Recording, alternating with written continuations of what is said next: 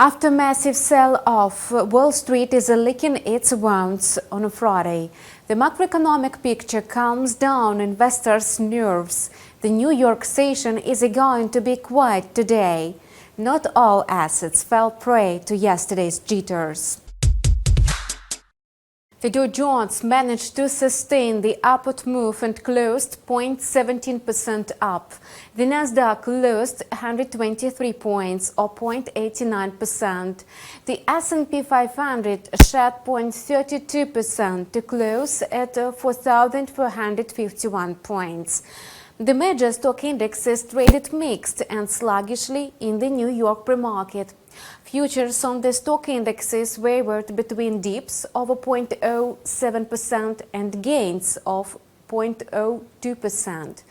The S&P 500 is expected to trade in the intraday CAD between 4,420 and 4,480 points. In addition to the new milestone of concerns regarding US-China business relations, the US labor market also contributed to investors' sour sentiment.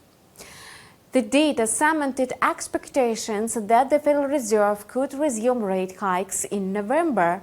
As for the Fed policymakers, President of the New York Fed, John Williams, stated that it remains an open question whether monetary policy is restrictive enough to bring the economy back to balance. We have a good policy, but we will have to continue to rely on the data, he said. President of Chicago, Fed Austin Colsby, went even further. We are rapidly approaching the point where our debate won't be about how high rates should be raised. It will be about how long we need to keep rates at that level. President of the Dallas Fed, Lori Logan, joined the hawks. There is still work to be done, she said. However, investors were hardly surprised by the hawkish comments. They have survived a couple of surprises in the economic calendar this week. As a result, the major stock indexes were fatigued and calm in the pre-market today. Wall Street is looking forward to inflation data next week. The Consumer Price Index for August will be released on September 13th.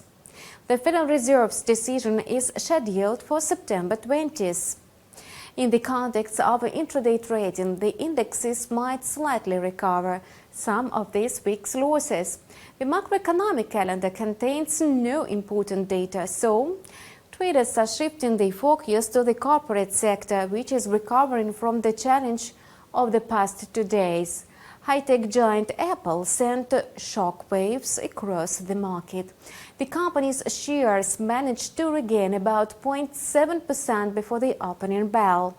A statement released on a Friday mentioned that China is expanding its restrictions on iPhone usage for local government agencies and the state-owned companies.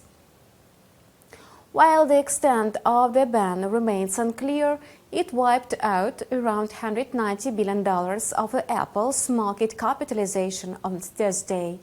However, Morgan Stanley believes that their worst-case scenario would be a 4% drop.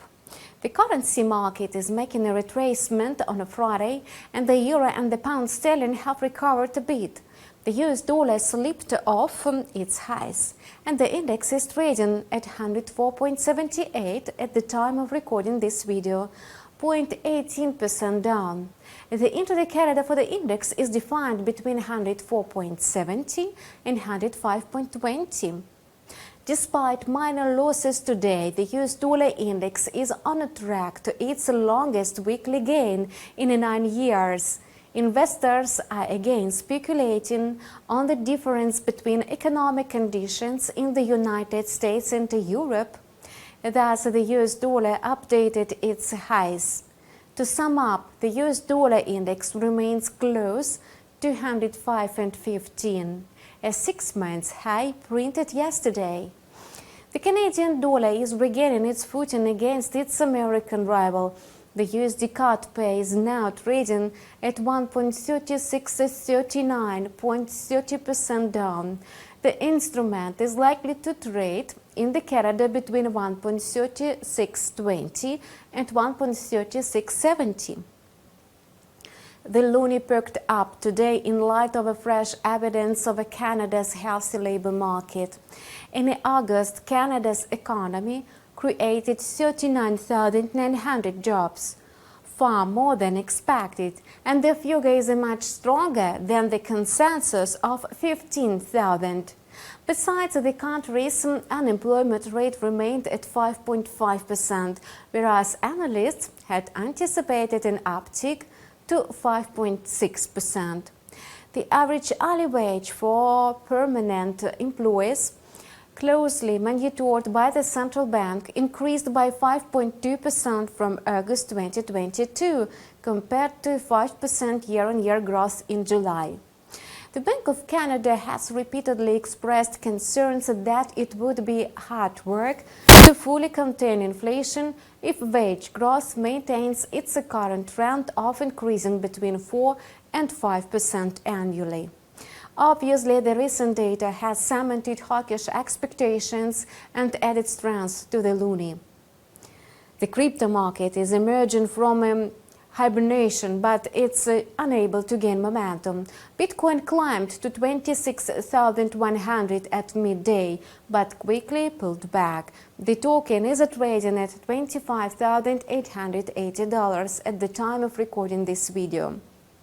Despite a glimmer of a hope, the crypto market is still trading without a clear-cut trajectory and remains merely gloomy. The market is digesting a lot of news, ranging from the admission of a guild by the former executive director of FTX to a rather gloomy report on the market prospects from ARK Invest.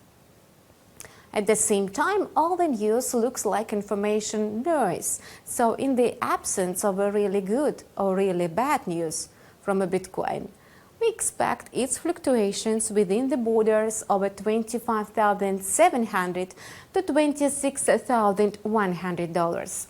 Going beyond the borders will lead to the asset to either 25,400 or 26,300. And we hope that our video analysis helps you make prudent trading decisions. Welcome to leave your comments and ask any questions.